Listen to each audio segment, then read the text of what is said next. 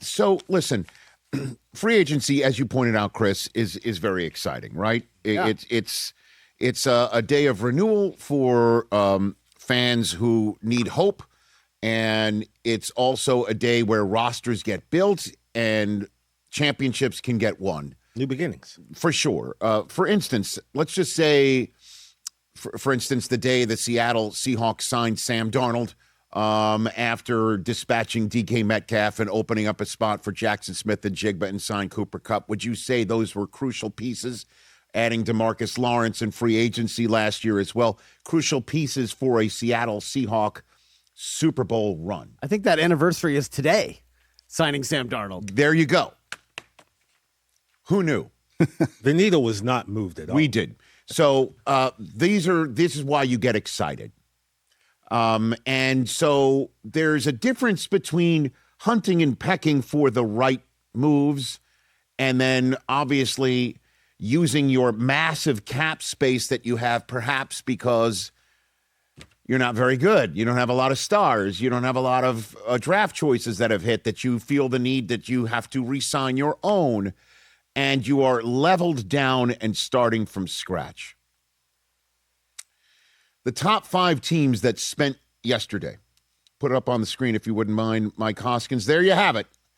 The Raiders spent $281.5 million in total value contracts on day one of free agency.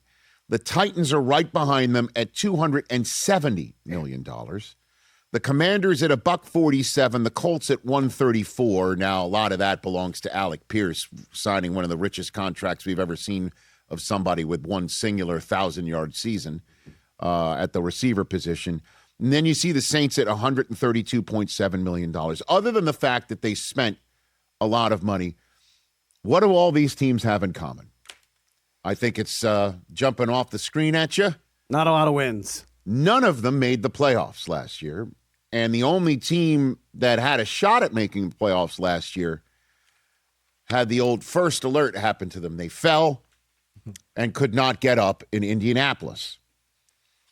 And they clearly think the reason why is because their quarterback position had an Achilles pop at the absolute worst possible time when their backup, young buck, had already snapped a band in his eye, and Anthony Richardson causing them to have to get Phillip Rivers out of the pickup line at school and say, what do you say? You want to play? So they feel that these moves that they made, signing one of their own in Alec Pierce, and any other moves that they did make, are in support of a team that's ready to win now. The Commanders are just 2 years removed from, or I guess, would you say, 17 very highly disappointed, injury-marred games away from almost making the Super Bowl. So, positive way to look at it. And conversely, there are 4 teams who didn't spend a dime on anyone else's free agent yesterday. Didn't bring in a single free agent from another team yesterday. And there are the Broncos, Eagles, Jaguars, and your defending Super Bowl champions, Seahawks. The Packers were on this list overnight. This morning we had to remove them because they signed from across the street Chargers cornerback Benjamin St. Juice. Juice. And that's not a bad pickup for Green Bay, but only 4 teams said, you know what? We'll lose some free agents.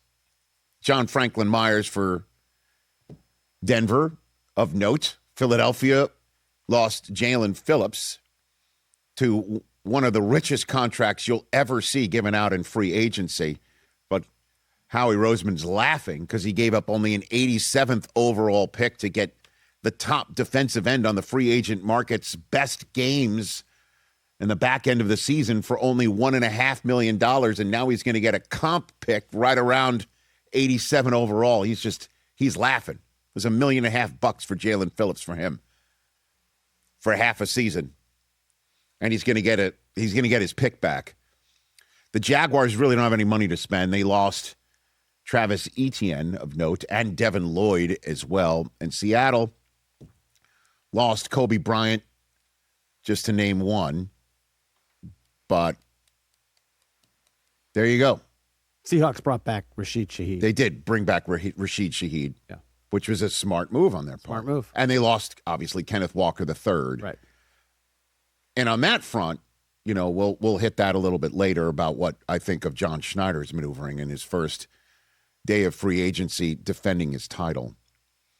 But that's the point here, folks, is that you don't want to be spending like a drunk sailor on shore leave on your first day of free agency, because that means you don't have a lot of your own players to re-sign, and that means you gotta get some in your house because you're down and you're out. You'd rather be the teams that are like, yeah, fine. Everyone else spend your cap money. We're good. We're good. That's just one sort of note. That said, Seattle, on this day last year, as you pointed out, Chris, got Sam Darnold, added Cooper Kupp, let DK Metcalf walk to let him give him the exit visas he was asking for. Cut Geno Smith, or send him, obviously, to Vegas, which cut Geno Smith this year. So you'd like to be in that position of just hunting and pecking for the right moves, as opposed to spending like you've just seen some of these teams spend on Monday. That said, if you are a team like the Raiders and you have the first overall pick and you sent away your lion-hearted defensive end and sack master for another first overall pick, and you've hardly got a darn other thing on the team with the exception of, notably, a tight end, a running back, and a tackle. And I know I'm potentially denigrating others who are pretty darn good at their jobs in Vegas, but didn't have the circumstances surrounding them to succeed. What do you do when you've got a bunch of cap space? Again, coming into Monday, the number one team with the amount of cap space in the National Football League were, in fact, the Las Vegas Raiders, who had the most of any other team. North of $100 million the Vegas Raiders had. And at the end of the day, on Monday, when all the trading was done and the machines could not be turned back on, and the frozen concentrated orange juice in Las Vegas, Nevada had already been bought and sold and bought again, the Raiders are toasting each other about feeling good and looking good, because the names that they brought in are pretty darn good young football players in this league. And if they had the cap space to pay for them, they said, screw it, we're going to do it. Tyler Linderbaum is number one on that list. A++. A 3-year, $81 million deal for the kid. At age 25, you're getting a 25-year-old center. The reason why he was available is because the Ravens last year decided, when they had the chance, to not pick up his fifth-year option, which would have been about $23 million, which would have on the spot made him the highest annually paid center in the business. And they made a business decision. We're going to let this kid potentially walk. We're going to let this kid potentially go and lose somebody who is part of our terrific run game and our terrific pass game. And at age 25, he becomes a Las Vegas Raider right in his prime. And what did we see last year? How many times did Geno Smith take the snap and before he turns around on his play action, somebody's in his lap right up the middle? How many times do we see Ashton Genty in his pre-snap pose that they finally let him do out there in Vegas? Chip Kelly's finally like, yeah, okay. We'll let you go with the way that you wanted to go, the way that we got you here from the blue turf. How many times did he get hit before he could move an inch? Every single time. Right. So Linderbaum, great move. And you have more cap space than anybody, and he's the most sought-after center and interior lineman in free agency by far, by a wide margin. You're like, we're gonna do what they do here at the table, at the poker tables, when everyone else is more short-stacked than you. We're shoving. We're gonna bully everyone out of the market, and they did. That's what the money is for. That is what the money is for. By the way, great free agent drop. You know what else the money is for? You're going to get a weapon for your new kid quarterback, who, by the way, needs a strong center in front of him, too. That's the other point of it. Forget about blocking for your running back and also protecting your quarterback better than you did last year. The quarterback that you're bringing in is the most precious commodity you can get.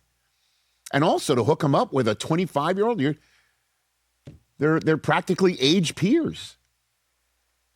Jalen Nailor. You know, you could sit here and say bigger names on a free agent market. He's a piece, and he's a player, and he can ball out. Now, the other ones. You're adding Nakobe Dean and Quay Walker to your linebacking core. Again, young, and now finally in their careers, paid. In the case of Nakobe Dean, I mean, his injury coming out of college, his injury that he suffered while in Philadelphia, he's paid. Quay Walker paid. Quiddy pay. I guess he's paid. He's Quiddy paid. I got Quiddy pay. Pass rush. Guys in the front seven. Nice moves. I mean, you got to sit here. I know I went higher register, but you've got to sit here and say, hey, you know, this is exactly the type of maneuvering you need to do with your money. You don't pay somebody who's on contract 3 or even contract 2. You pay somebody who's on contract 1 who has shown enough of a